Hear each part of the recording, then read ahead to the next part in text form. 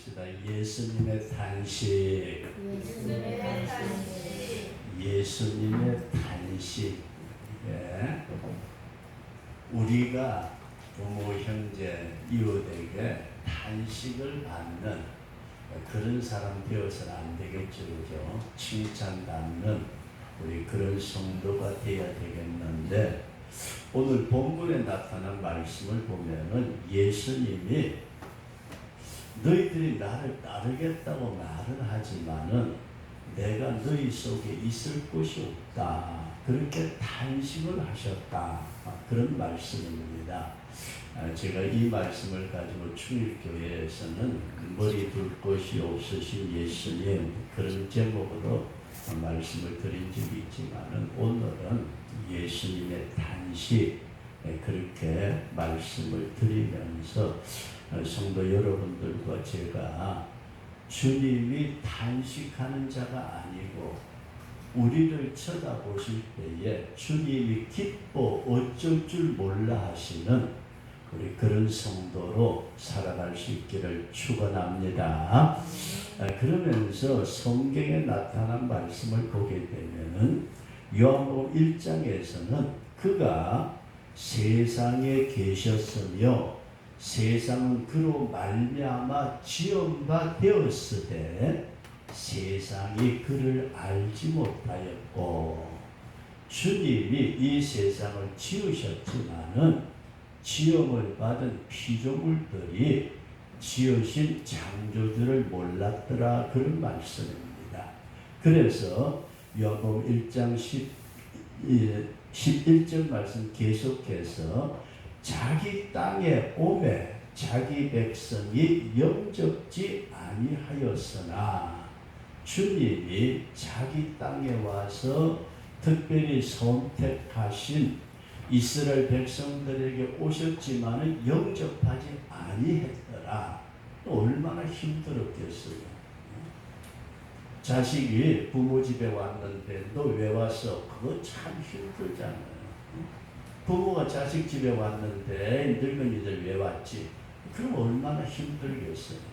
주님이 세상을 창조하시고 그 가운데 특별히 이스라엘 백성을 선택을 하셔가지고 하나님의 백성이라고 축복해 주신 그들 가운데 예수님이 오셨음에도 불구하고 영접지 아니했다.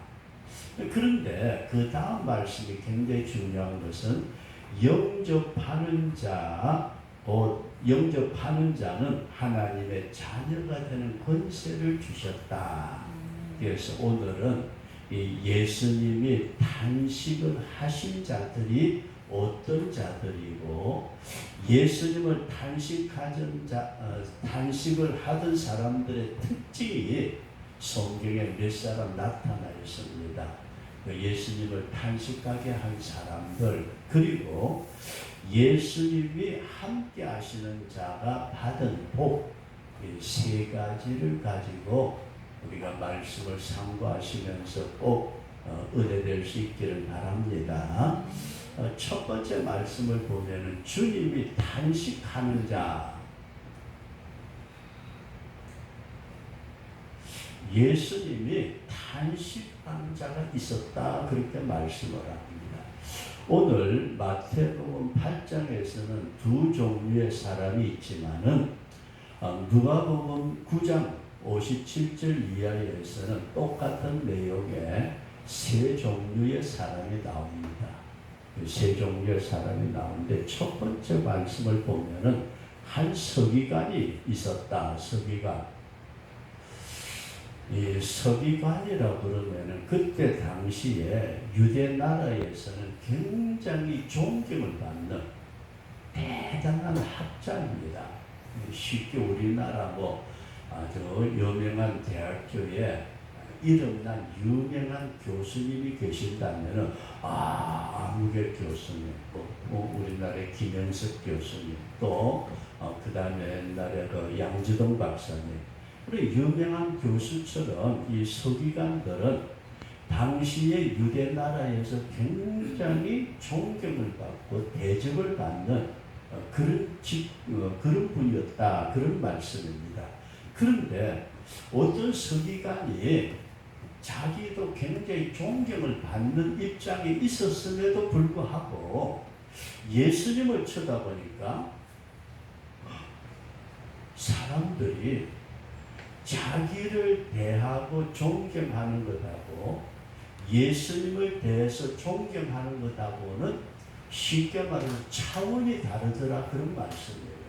이야, 예수는 진짜 마음에서 우러나오는 존경을 받는, 예수님의 교훈을 듣고 예수님의 가르침과 그 다음에 예수님의 모든 행적이 일반 사람들이 들을 때에 우리가 요즘식으로 말한다면 이야, 진짜 은혜스럽다, 그렇게 예수님을 존경을 했는데, 바로 이 서기관은 자기가 존경을 받는 것은 자기 학문에, 어떤 성경에 대한 지식에 사람들이 속으로는 그렇지라도 겉으로는 존경하는 척.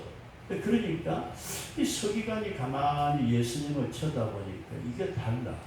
그래서 내가 지금 이런 율법적인 학문을 가진 서기관으로서의 삶을 사는 것보다 주님을 따라가면은 진짜 내가 존경을 받을 것 같다 하는 생각이 들었는지 예수님에게 찾아와서, 예수님, 제가 예수님을 어디로 가시든지 따르겠습니다.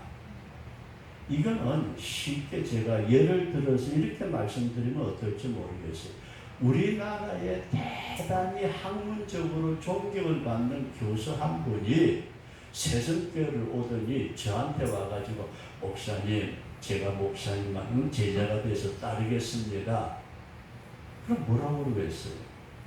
이제 이렇게 이럴 정도로 당시의 서기관은 존경을 받았는데 예수님이 받으시는 존경을 보니까 전혀 차원이 다르다. 그래서 내가 예수님을 따르겠습니다. 그랬더니 예수님 뭐라고 그러시죠? 여우도 굴이 있고 공중의 새도 거처가 있을 때 인자는 머리 둘 곳이 없도다. 예수님이 그 서기관 속에 중심에 머리 둘 곳이 없다. 우리가 깊이 생각해야 될 것은, 내가 주님을 따른다는 것은 내 몸뚱아리, 내 생각으로만 따르는 것이 아니고 내 전심을 기울여서 주님을 따를 수 있는 우리 그런 성도가 꼭 될 수 있기를 주의 이름으로 축원합니다. 이게 바깥으로 드러난 것만 쳐다보고 따르겠다는 사람들이 있습니다.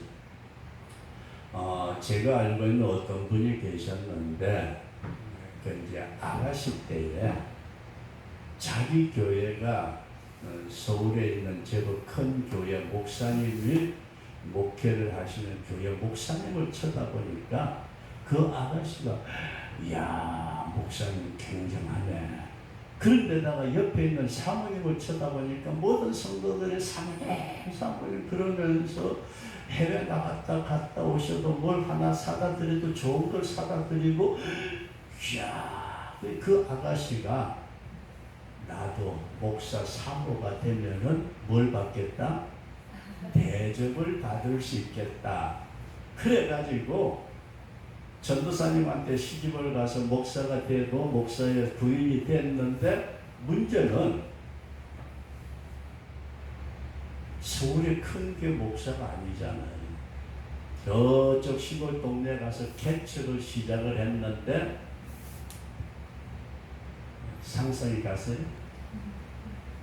서울의 큰 교회 담임 목사의 사모님의 모습만 쳐다보다가 막상 결혼을 해가지고 시골에 가서 개척교회의 사모로서의 역할을 감당하려니까 자기의 모든 환상이 깨어지면서 목회고 뭐고 다 집어치우고 사모가 이혼해가지고 도망가 버리고 말았어요.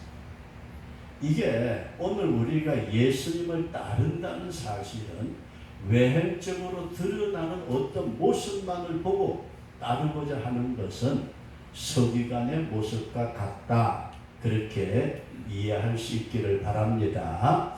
그 다음에 두 번째로 어떤 분은 자기 부친이 돌아가셨대요. 부친. 그러면은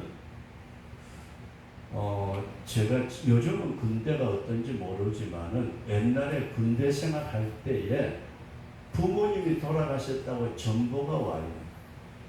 요즘같이 뭐 전화 그게 아니고 전보가 오면 어떻게 하죠? 아무리 훈련 중이라도 내보냈어요. 가서 부모님 장례식 치르고 오도록 그렇게 내보냈는데 예수님께 어떤 분이 와가지고 예수님 제가 예수님 따르겠습니다.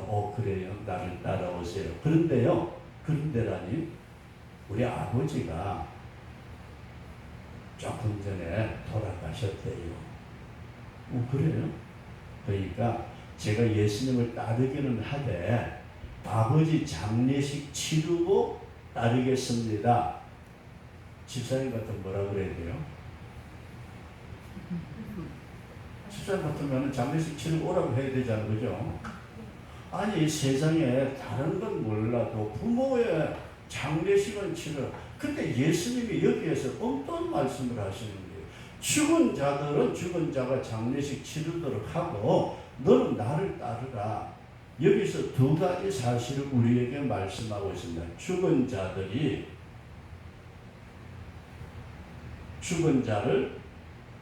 어떻게 하라고요? 장례식 치르도록 두고 너는 나를 따르라.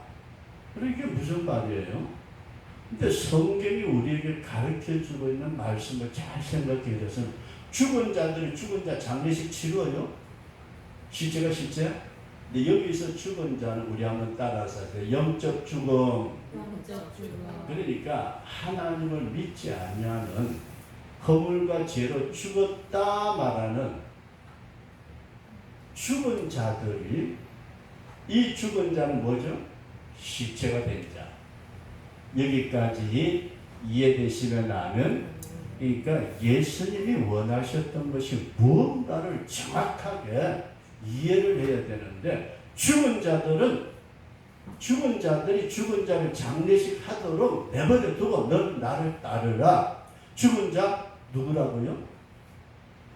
영적으로 죄악 가운데 죽어 있는 자들이 지금 육신의 생명이 끝난 죽은 자를 장례 치르도록. 그러면 가장 중요한 것은 영적인 삶입니다. 영의 삶을 주님이 우리에게 말씀을 하시면서 너는 죽은 죄악으로 죽은 영혼의 그 문제가 중요한 게 아니고 영을 살리는 일에 먼저 앞장을 서라. 살리는 것은 영이니 육은 무익하다. 가치를 먼저 알자. 뭘 먼저 알자고요?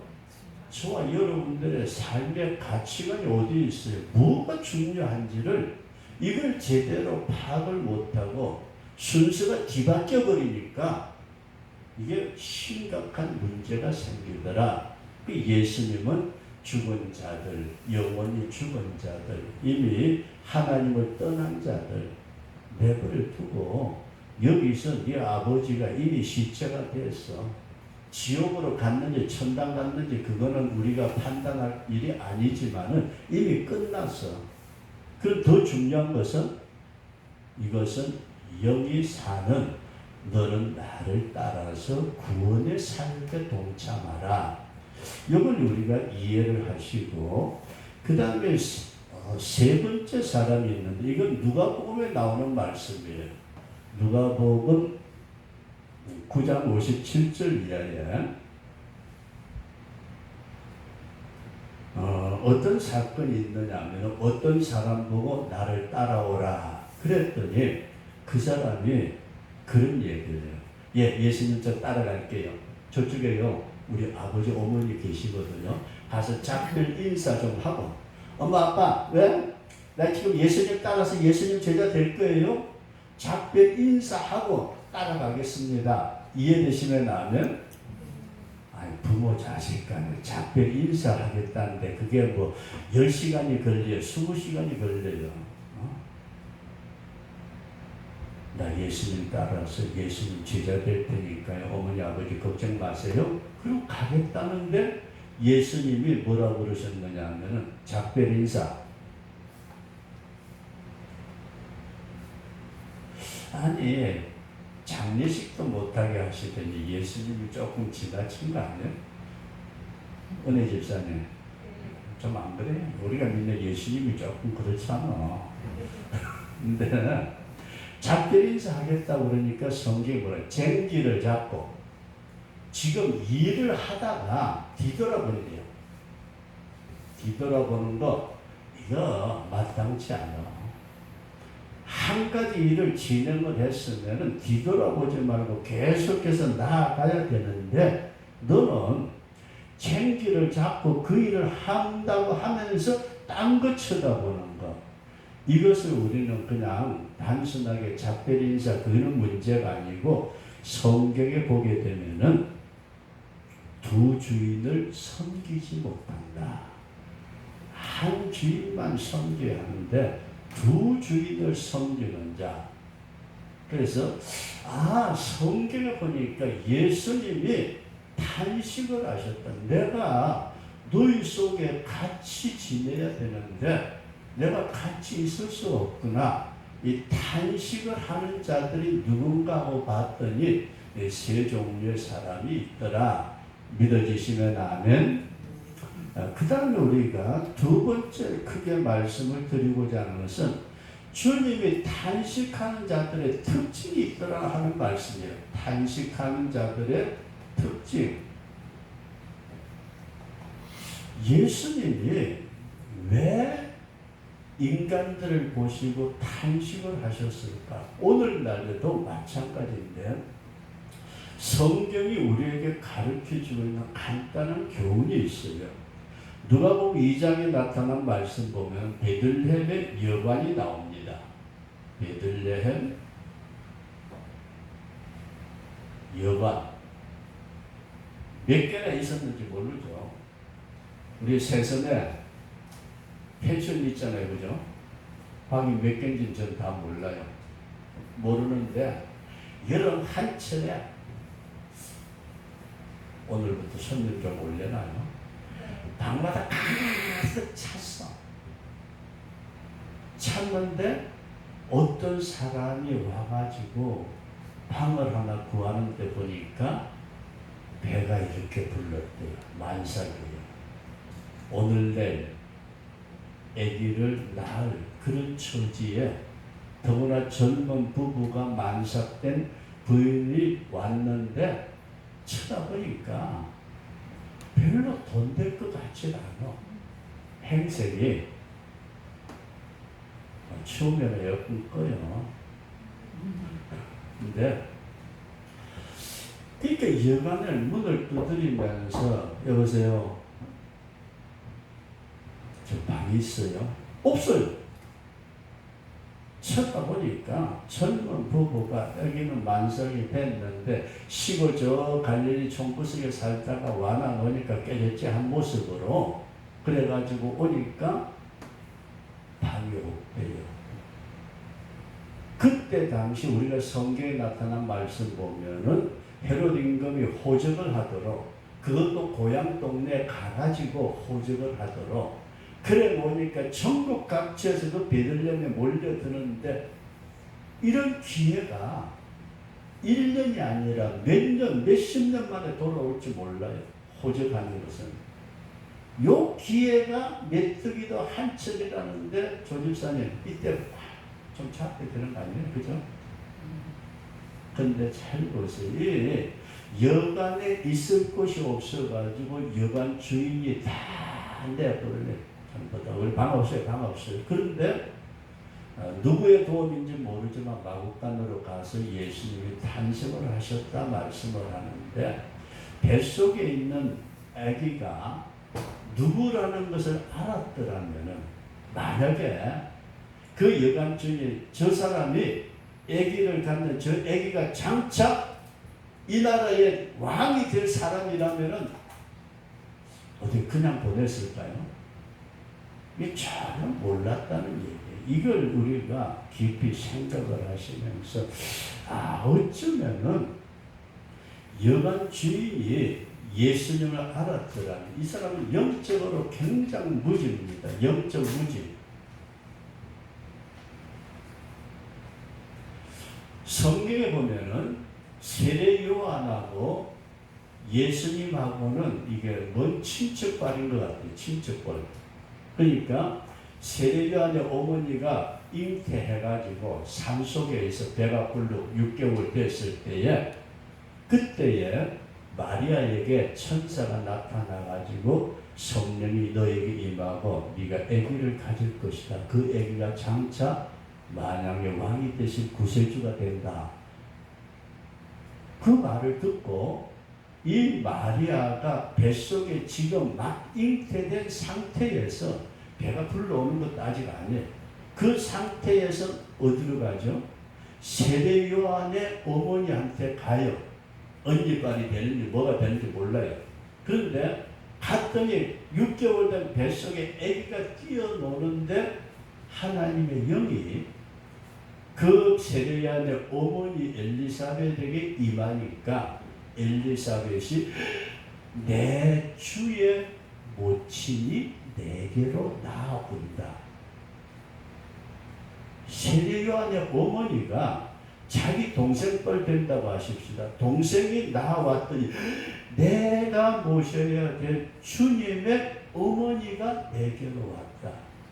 이건 이미 영적으로 하나님께서 그 심령에 깨닫게 하시니까 이런 역사가 나타났는데 베들레헴 여방땅의 주인들은 꼬라지 쳐다보니까 어디 시골 구석에서 온 것 같네. 지금 5만원짜리 방을 20만원, 30만원 받는데 저 사람들한테 30만원 달라고 그러면 줄 것 같지도 않아. 우리 집 방 없어요. 누군지를 전혀 모르는 영적인 무지한 자들, 저와 여러분들이 주님 앞에 영적인 무지함이 갖지 않는 우리 그런 지각을 주시도록 기도할 수 있기를 바랍니다. 그리고 두 번째 보면은 예루살렘 성전의 제사장들,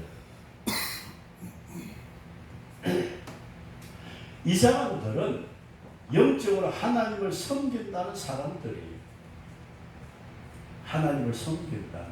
근데 예수님이 가서 보니까 어땠어요? 소, 양, 비둘기, 돈 바꾸는 사람들의 한전상. 예수님이 성전에 가셨을 때에 그 성전의 현상이 짐승들로 장사꾼들로 떠들어댈 때에 예수님이 채찍을 만드셔가지고 짐승들을 쫓아내시면서 야단을 치셨대요. 그랬더니 이 제사장들이 예수님에게 와요. 뭐라고 그러죠? 예수여, 당신이 뭔데 우리가 제사장으로서 예루살렘 성전을 관할하고 있는데 당신이 뭔데 와가지고 짐승 쫓아내고 별 야단쳐? 무슨 권위로 이런 일을 하는 거야? 예수님이 그 짐승들을 쫓아내고 성전을 청결케 하셨던 그 모습을 쳐다보고 제사장들이 뭔가를 알았더라면은 어땠겠어요? 예수님 앞에 무릎 딱 꿇고 우리가 잘못했습니다. 짐승을 끌이들은 것은 우리들의 잘못입니다. 그랬을 것 같은데 섬긴다고 하면서도 예수님이 가장 귀한 지성소 자리에 앉으셔가지고 이들의 경배를 받으셔야 될 분이 오셨음에도 불구하고 어땠다고요? 당신 도대체 뭔 권위를 가지고 이 야단이야? 우리가 제사장을 했는데 우리보다 더 높아요? 이게 그때 당시에 영적인 무지에 더해서 완전히 종교적으로 변질된 타락된, 이게 이게 굉장히 무섭습니다. 무지한 것은 차라리 모른다고 그러지만 변질된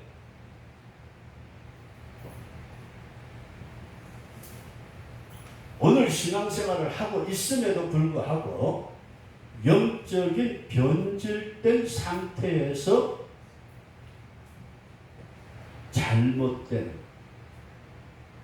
신앙생활을 하는 어떻게 보면은 말세의 교회를 성경은 뭐라고 그러느냐 음녀라고 표현을 하고 있어요. 말세 교회를 음녀교회라고 이렇게 표현하고 있는 이때에 우리 세상교회가 신앙의 진실함을 갖는 우리 그런 교회와 성도들이 될 수 있기를 주의 이름으로 축원합니다. 정말 주님이 보실 때에 초라한 것처럼 세상 사람들의 눈에는 우리가 속되게 말해서 별 볼 일 없는 것처럼 보여도 그곳에 주님이 계시는 교회가 있는가 하면은 화려하게 엄청나게 많은 것을 가지고 있는 것 같지만은 주님이 들어가서 계실 수 있는 자리가 없는 변질된 음력교회, 이것이 마지막 때에 주님이 탄식하시는 교회의 특징이더라, 그런 말씀입니다.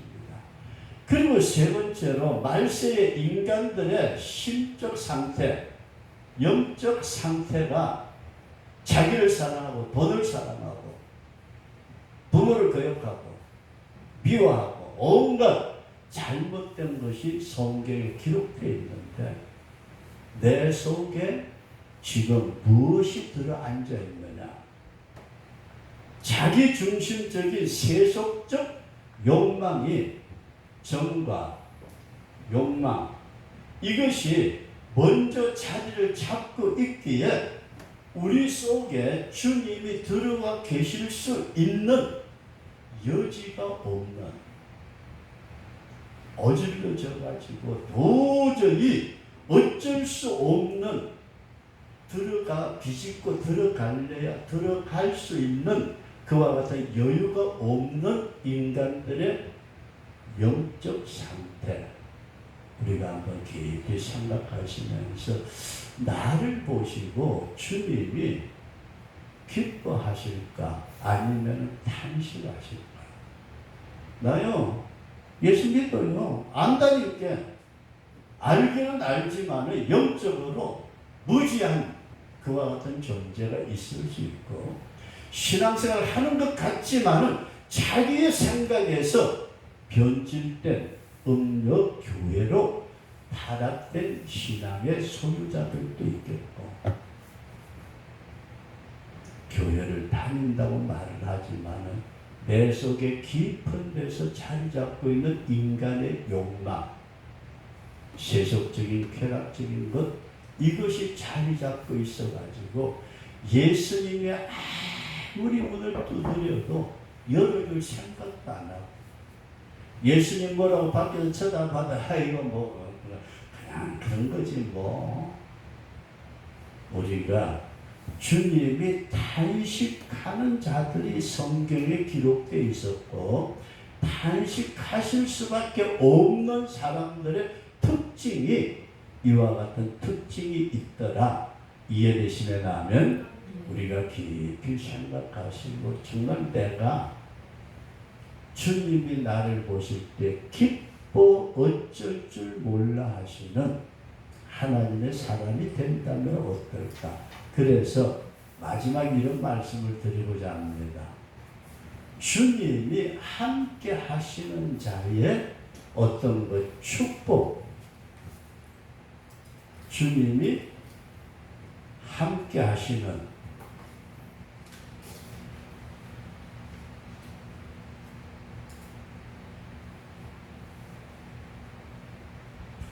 성경이 우리에게 가르쳐주고 있는 것은 임마누엘의 하나님이라고 분명하게 우리에게 말씀하고 있습니다. 임마누엘의 하나님, 영원토록 우리와 함께 하시겠다고 말씀하신 그분이 나와 함께 하실 때에 나에게 주시는 축복이 뭘까? 성경은 이렇게 말씀을 해요. 하나님이 믿는 자들을 위해서 준비하신 것은 우리 인간이 상상할 수 없는, 여러분들과 제가 상상하는 것은 내 상상의 범위 안에서 내 경험이나 어떤 지금까지 살아온 모든 그 범위 안에서 이렇게 생각하고 그 안에서 내가 이렇게 되었으면 좋겠다. 그죠?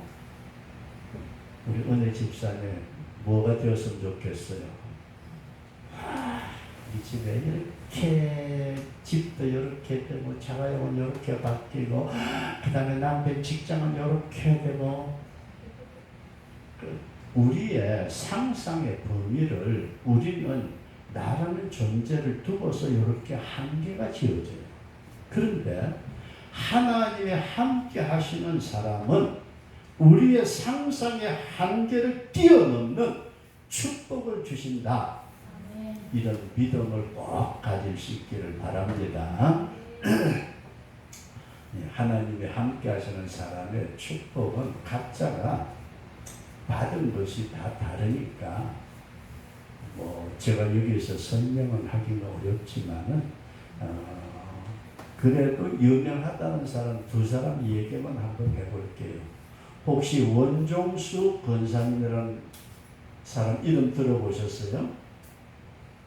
이 사람이 간증도 많이 하고 그렇게 하신 분인데, 미국에서 디트로이트인가 어딘지 몰라요. 근데 암 전문이래요.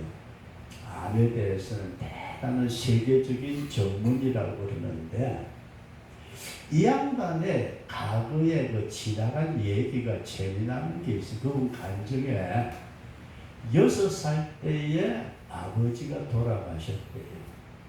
근데 이제 우리가 지금 현재 우리 대한민국의 상황하고 60년 전의 상황하고는 전혀 다르잖아요. 전혀. 그런데 6살 때에 아버지가 돌아가시고 어머니가 몇 남매인가를 키우는데,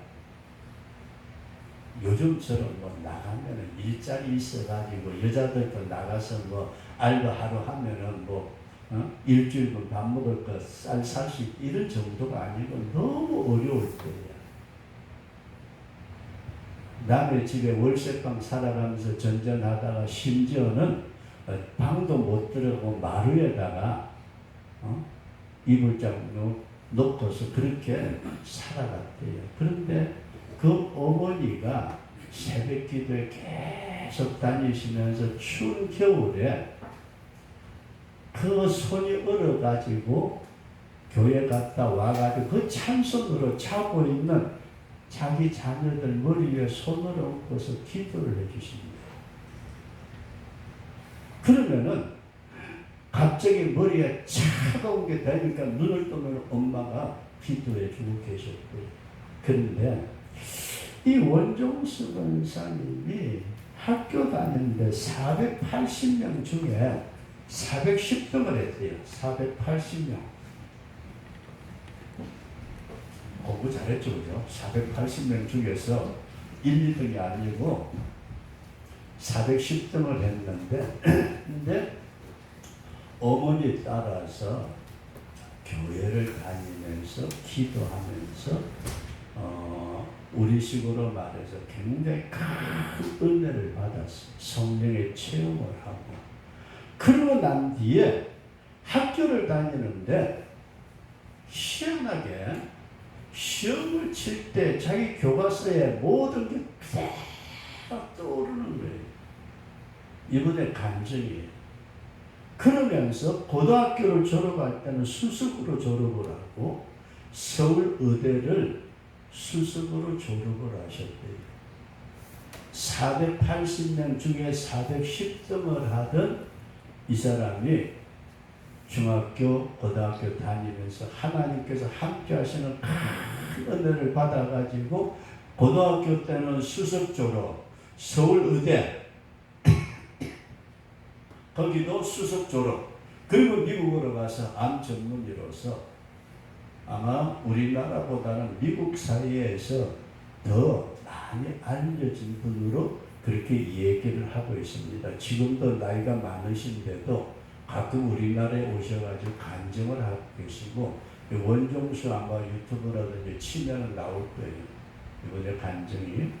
그런데 또 한 분을 보면은 이 고희동이라는 교수님이 계시죠. 고희동 교수인데, 우리나라의 교수가 아니고 미국의 버지니아 대학교의 교수로 계시는 분인데, 이분은 태어나면서 엄마 뱃속에서부터 나올 때부터 소아마비였대요. 그러니까 얼마나 힘들었겠어요. 소아마비.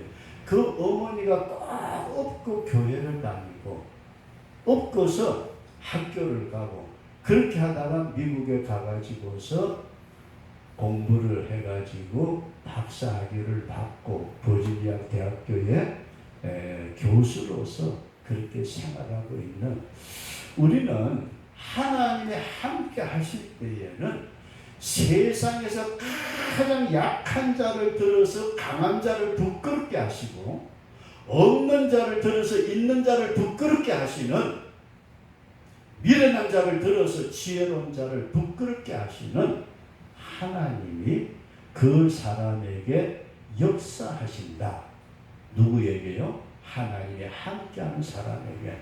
그럼 단식하는 사람들은 전부 다 인간적인 자기중심적인 삶을 살았지만은, 하나님이 함께하는 사람은 하나님 앞에 자신의 인생을 맡겨드릴 때에 하나님이 그를 들어서 낮은 자리에서 높은 자리로, 없는 데서 있는 자리로, 약한 데서 강한 자리로, 저와 여러분들에게 이런 축복의 역사가 일어나도록 어떻게 하자고요? 하나님이 우리를 보실 때 단식하는 자가 아니고 기뻐하실 수 있는 우리 믿음으로 복된 우리 그런 성도가 꼭 될 수 있기를 주의 이름으로 축원합니다.